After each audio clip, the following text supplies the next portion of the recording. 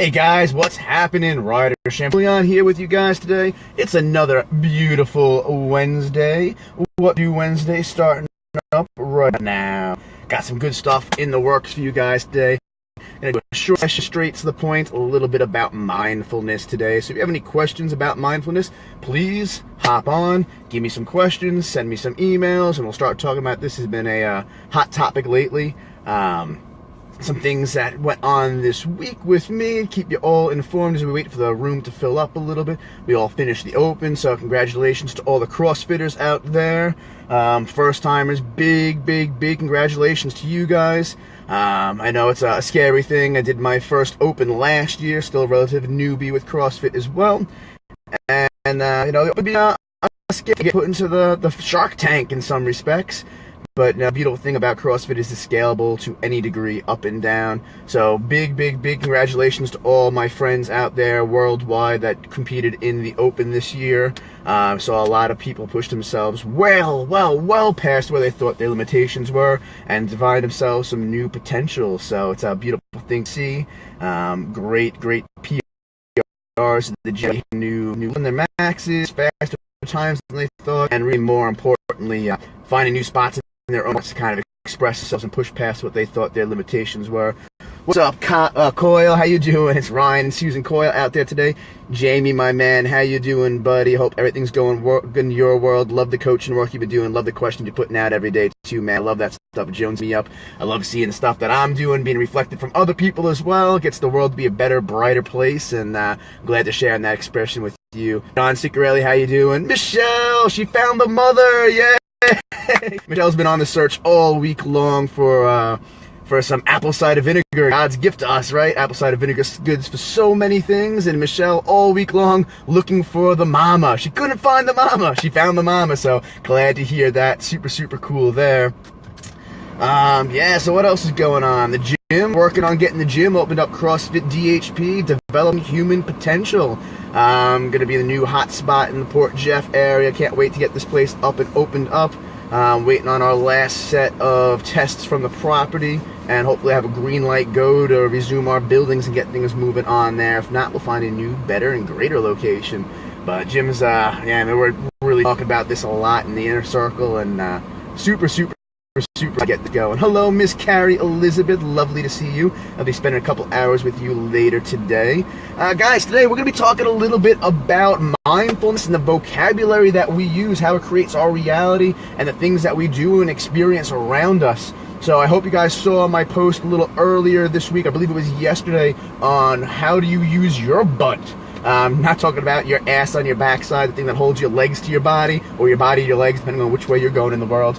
But the word butt and how it negates things that come before that. So if you missed that one, I'm not going to go into it today. Go back on Facebook to yesterday, search the thread, my feed, and you'll find a post on that. A day or so, I'll have that up on YouTube for you guys as well to check it out.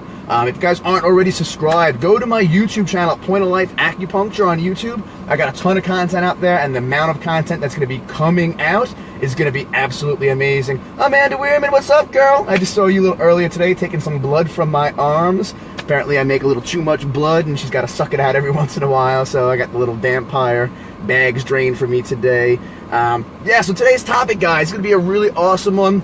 I want to talk about words that we use that minimize things. These are like little OCD factors in my mind that kind of come up, and there's such a prevailing force through the world. You know, there are three factors that really create our reality. The first one is our focus, the things that we're mindful of, the images that we're putting in our mind, the way we're viewing things, just a mental capacity to focus on different things. The second is our physiology, what we do with our body. The more you move, the more energy you have, right? Emotion comes from motion. But different physiological effect will change depending on what your body's doing. If you sit slumped over and hunched over, can't get a deep breath, you're going to make yourself feel depressed. I guarantee you can try it yourself. Just make sure after that you start bringing those shoulders back and trying to feel a little bit excited too, so you reverse that effect.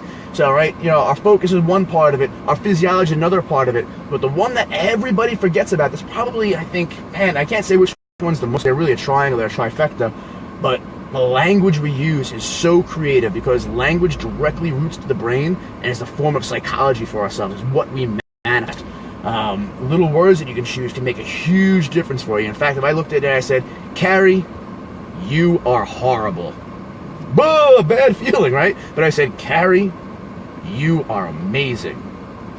It makes you feel totally different. That one word switches things so drastically. If you go in a restaurant, I said the food was okay, the food was blah, the food was great, the food was out of this world, you're going to have a completely different appreciation of what that restaurant's going to be, and you might go, you might not go. So the words we choose are super important, and there's a select set of words that very often people use to minimize things.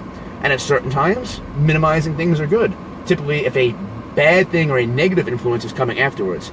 For instance, if you're going to get a blood drawn and sticking a needle in your vein, you might say, oh, this is just gonna pinch, or it's only gonna pinch. But if you're coming from a position of authority, if you're a coach, if you're a doctor, if you're a salesperson, and you're trying to get a point across, you don't want to say, oh, it's only XYZ.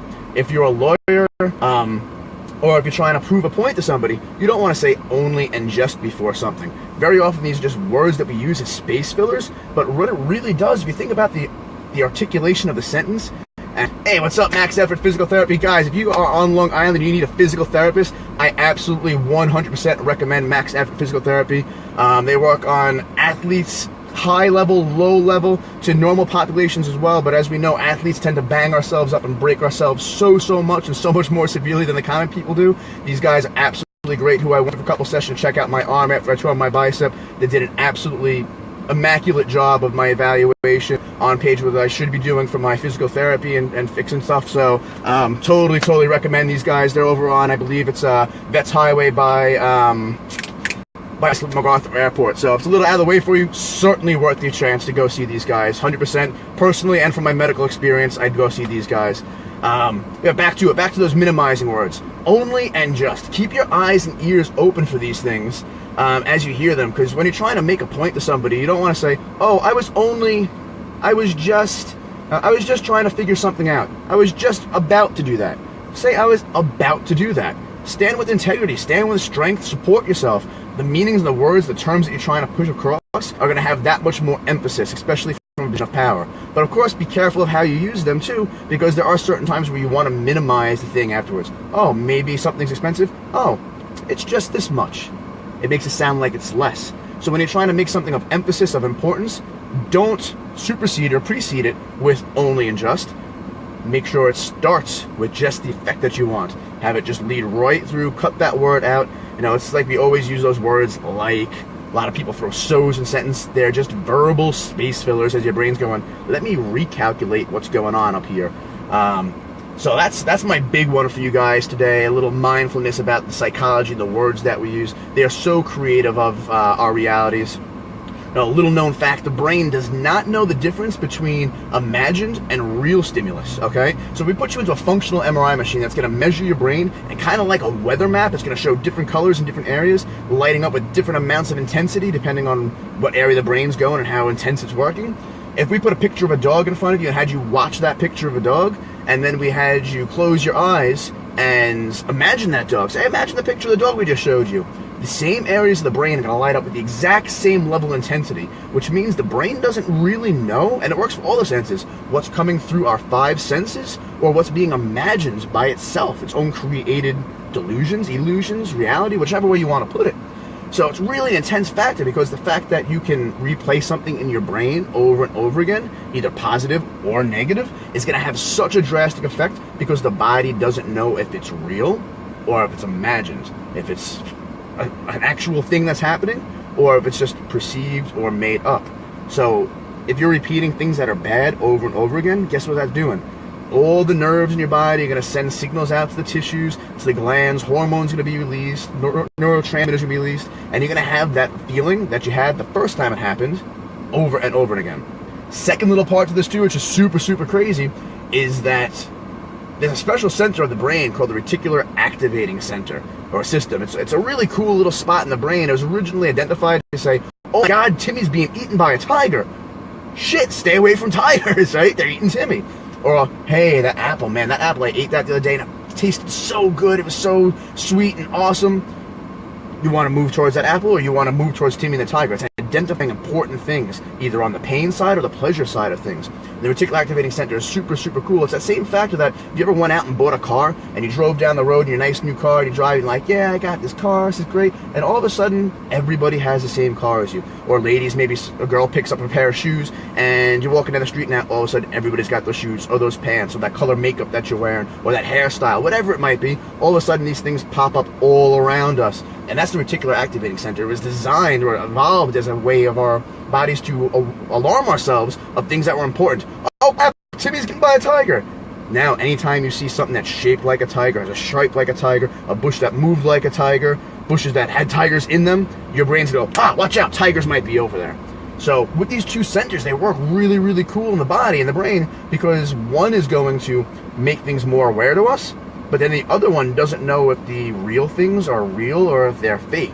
And these two centers kind of play into each other a lot because all of a sudden you start playing off something important in your head that wasn't real, your body releases all the signals that it is real, and then what happens? The reticular activating center says, oh my God, important information. What do I need to do about this? I need to be aware for it because I don't want to be in this bad situation again. So it plays it out and looks for it everywhere. Then everywhere you see it, all of a sudden your body's going to play it out, and even if it's not there, your body's going to go, oh my God, it's there again. Then you get stuck in these negative loops if you're spiraling downwards in one direction, or if you're keeping positivity and mindfulness in the forefront of your mind, and especially from the heart, you're going to spiral upward with it and have more good things that go on. That's why lucky people are lucky, happy people tend to be happier, and miserable people tend to be more miserable. It's because they're playing a game between the reticular activating center and the mind's inability to decipher what is real and what is fake. So a lot of that comes from the vocabulary you use. Be mindful if you're saying things like, oh, how was your day today? Same shit, different day. Was your day really shitty? Did you really wake up with feces all over you and walk around all day long with feces? Probably not. How's work? It's a grind. Was it really grinding, or was it, hey, it was a good day? The more you throw that idea that it's a good day out there, chances are your body's going to start feeling like it was a good day. You're going to start seeing it being a good day more and more often. That's where ideas from like the books like The Secret, Rhonda Byrne's Secret came out. Also, too, you got, even before that, The Secret's only one part of that equation. There's a three-part equation there. It's body, mind, and breath. Originally, it was written down, I think, 1919, something like that, by Napoleon Hill, the great, the one, the only, in Think and Grow Rich. And as much as you want to imagine something being a reality, unless you're going out and actually actualizing it, it's never going to become a reality for you. You know, always, always, always, action trumps thought. I can think positive all day long about having a beautiful oasis in my backyard, but guess what? Unless I'm actually putting the things into steps for it to be there, that oasis isn't going to happen. It's not going to form by itself. You got to go put the effort in behind it. And Think and Grow Rich is just about that. Thinking and growing, becoming, being productive, making things happen. And then richness, not just the monetary factor, but richness and abundance of love and joy and wealth in your life from all the different areas of life that can be wealth-ridden. So that's my little bit for today, guys. I want to shoot you guys over to my YouTube channel today. Please check it out, Point of Life Acupuncture at YouTube, obviously. Subscribe to our videos there. I'm going to be coming out with a lot more stuff, a lot more frequently, and you guys don't want to miss anything. Make sure you subscribe. Hit the bell at the bottom, too. Get your notifications on about that. Check us out on Instagram. I got a lot of things coming out, little video snippets, words of advice, and motivational stuff coming out on Instagram as well. You can see me on Instagram at Ryder J. Champouillon is Instagram account there. And of course, Facebook, you guys know I'm here. Join our page. Get over there at Point of Life Acupuncture on Facebook, guys. I love you. Thank you for all your attention. Please send me some questions. You guys have questions? You want anything answered? Just want to pick my brain or shoot it? I'm here for all you guys. I love you. Be well and live life fully.